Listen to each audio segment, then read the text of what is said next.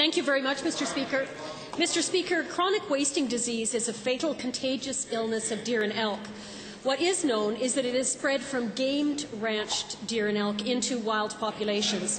It has also been shown recently that chronic wasting disease can be found in elk antler velvet, which is used as a nutritional supplement in Alberta and around the world. My questions are to the Minister of Health and Wellness.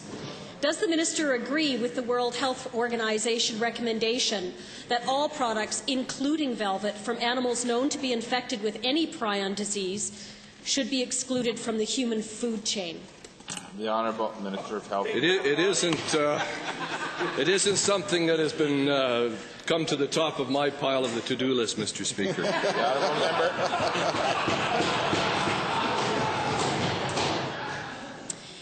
Again, to the same minister.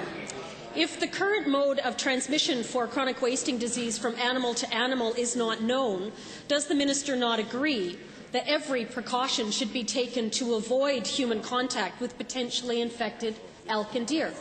The Honourable Minister. Well, Mr. Speaker, I must admit that this is something that I have heard discussed at caucus through the Minister of Sustainable Resources, and I think the member for Lacombe-Panoka is an elk rancher, and the number of rural members here, but I have to confess it isn't something that I can actually make a reasonable answer in this House, Mr. Speaker. Honourable Member. My last question then is to the Minister of Agriculture and Rural Development. Is the department prepared to compensate game ranchers to help them phase out of this industry? The Honourable Minister. Well, Mr. Speaker, certainly not, but I would like to inform the Minister that Alberta certainly has mandatory testing and import protocols in place to address CWD concerns for farmed elk and deer.